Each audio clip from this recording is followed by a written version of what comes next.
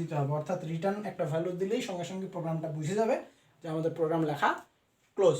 ঠিক আছে, যেহেতু আমাদের প্রোগ্রাম শেষ হয়ে গেছে, রিটার্ন 0 লিখে ফেলছি, এই যে সেকেন্ড ব্র্যাকেট শুরু করছিলাম শেষ করে দিলাম। এতটুকুই আসলে আমাদের এই সি প্রোগ্রামটা।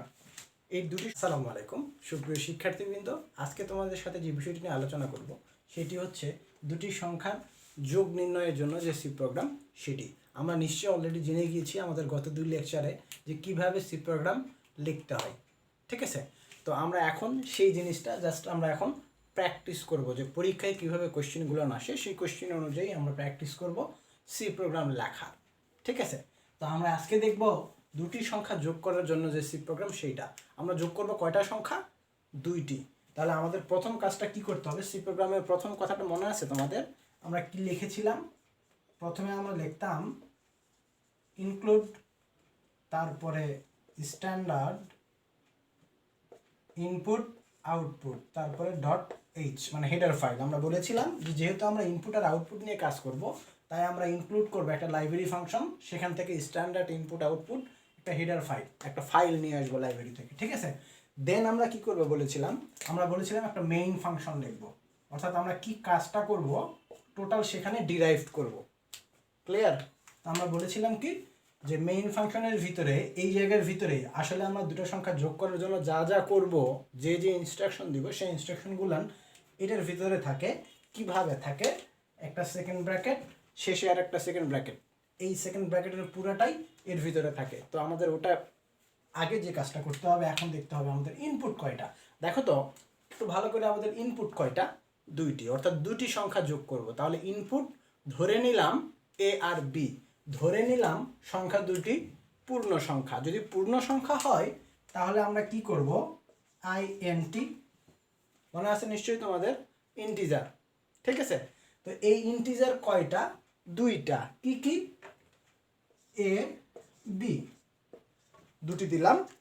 আরেকটি আছে আউটপুট, দুটি সংখ্যা যোগ করার জন্য। সে আউটপুটটার নাম আমরা দিব ধরো সাম বা এস।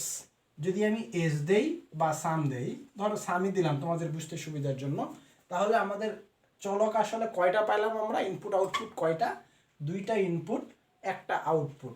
যদি লাইনটা শেষ হয়ে যায় তাহলে সেমিকোলন দিয়ে শেষ করে দিব। ঠিক আছে, দেন আমরা কি করব? এখন আমরা ইনপুটটা নিব, অর্থাৎ ইনপুটটা বসাইতে হবে, এ আর বি এর মানটা বসাইতে হবে। ঠিক আছে, তাহলে যে কাজটা করতে হয়, স্ক্যানএফ নিশ্চয়ই তোমাদের মনে আছে, ডাবল কোটেশন দিয়ে এর ভিতরে লিখতে হয়। কি লিখতে হবে? এই ইনপুটটা কি ধরনের সংখ্যা এখানে আমরা বলে দিছি, ইনপুটটা একটা ইন্টিজার। তাহলে ইন্টিজার যদি হয় তাহলে কি হয়? %d, নিশ্চয়ই মনে আছে। বিটাও কি একটা ইন্টিজার, তাহলে বি এর ক্ষেত্রেও %d, ডাবল কোটেশন কমা। তার মানে আমি দুটা পূর্ণ সংখ্যা ইনপুট দিব, কার কার মান ইনপুট দিব সেটা কিন্তু আমরা বলিনি। তো কার কার মান ইনপুট আমরা দিচ্ছি?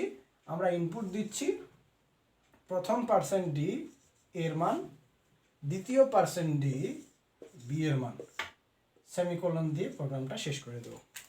ক্লিয়ার? আশা করি এতটুকু বুঝতে পারছো তোমরা। এটা স্ট্রাকচার ছিল, এটা গঠন ছিল, ইনপুট নেওয়ার নিয়মই এটা, যে প্রথমে লিখতে হয় কি কি কি ধরনের ডাটা টাইপ নিব, তারপরে দিতে হয় ওই ডাটা টাইপগুলান কার মান।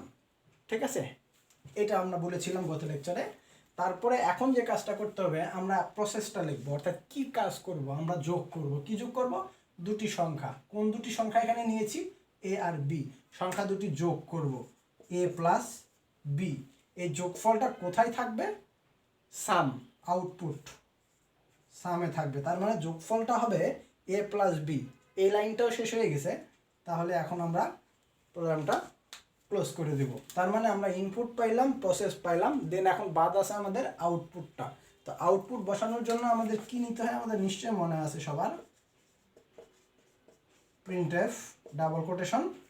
এখন যেটা করতে হবে, এই প্রিন্টএফে যে আউটপুটটা থাকবে সাম, এটা কি ধরনের ডাটা টাইপ? ইন্টিজার, মানে এটাও %d। তাহলে এই আগের মতোই %d, ডাবল কোটেশন কমা, এই %dটা কার ভ্যালু? অবভিয়াসলি সাম।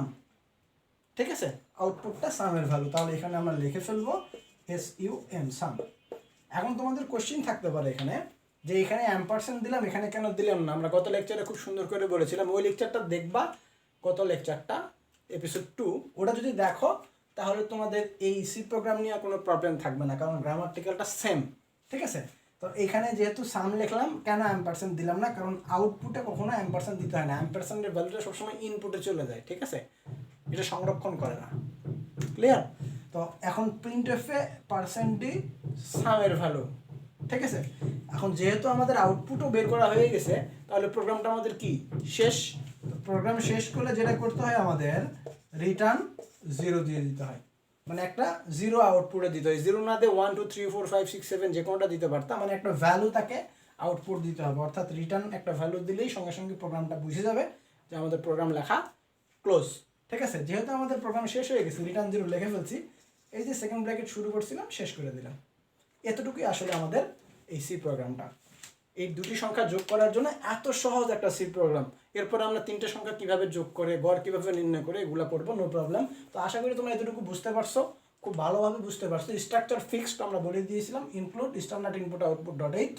মেইন ফাংশনের ভিতরে যা যা লিখবো সেটা মেইন ফাংশনের ভিতরে লিখতে হবে, সেকেন্ড ব্র্যাকেট দিয়ে কী ধরনের ডাটা টাইপ আর সেগুলো বলে দিতে হবে, কী কী ডাটা নিয়ে কাজ করব, তারপরে ইনপুট দিব, প্রসেস করব, তারপরে আউটপুট দিয়ে রিটার্ন 0 দিয়ে প্রোগ্রামটা ক্লোজ করে দেবো। তো আশা করি তোমরা বুঝতে পারছো আজকের ক্লাসটা, আশা করি তোমাদের খুব ভালো লাগবে।